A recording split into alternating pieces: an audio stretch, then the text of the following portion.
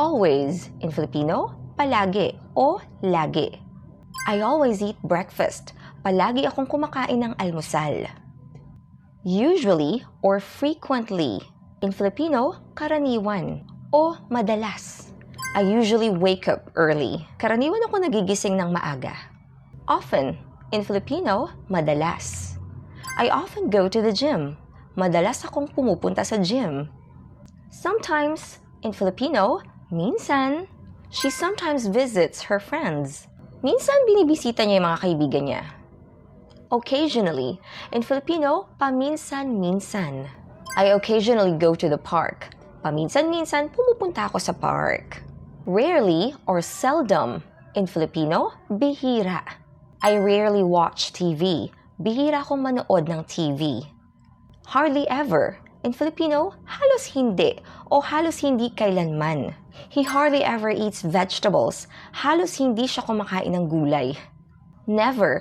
In Filipino, hindi kailanman. He never goes swimming alone. Hindi kailanman siya lumalangoy ng mag-isa.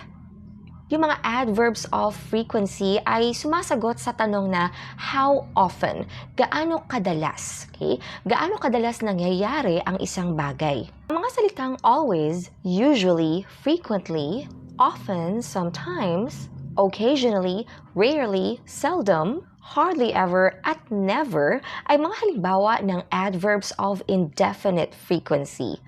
So, adverbs of indefinite frequency answer the question, how often?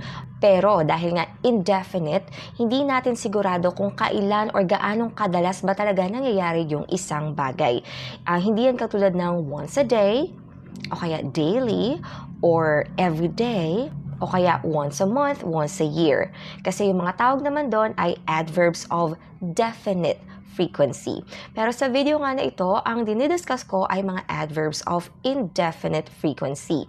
Karaniwan, ang adverbs of indefinite frequency ay inilalagay bago ang main verb sa ating sentence. Katulad dun sa first example ko. I always eat breakfast. Sa sentence na yan, ang main verb ay eat. Kaya iniligay ko yung always bago yung eat. I always eat breakfast.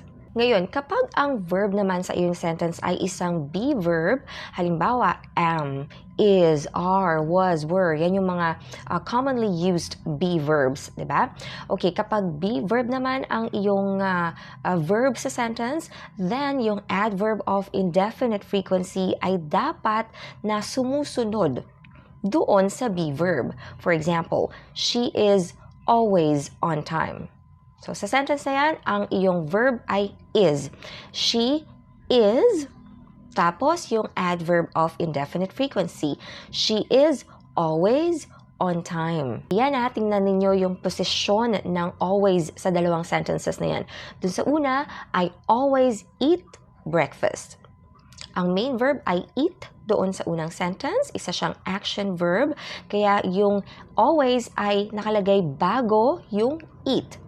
Pero kapag ang verb naman sa sentence ay be verb, kailangan ng adverb of frequency ay karaniwang sumusunod sa be verb. She is always on time. Now, kapag naman merong helping verb sa ating sentence, for example, I must regularly practice my English. Sa sentence na yan, merong helping verb, yung must. Tapos, yung main verb ay practice. Kung napapansin ninyo, yung regularly ay nakalagay sa gitna ng helping verb at saka ng main verb. I must regularly practice my English. So, ganun lang, basta kailangan laging nasa unahan ng main verb yung adverb of indefinite frequency. Let's start the quiz. Choose the letter of the correct answer. Number 1. Which of the following means almost never? A. Rarely. B. Seldom. C. Hardly ever.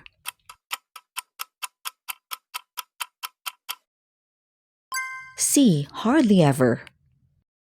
Number 2. Which of the following sentences is correct? A. He always will wait for you.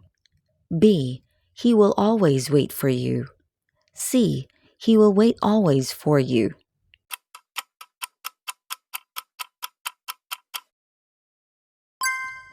The answer is B. he will always wait for you. Number 3. Which of the following sentences is correct? A. Lee usually is late for class. B. Lee is late usually for class. C. Lee is usually late for class.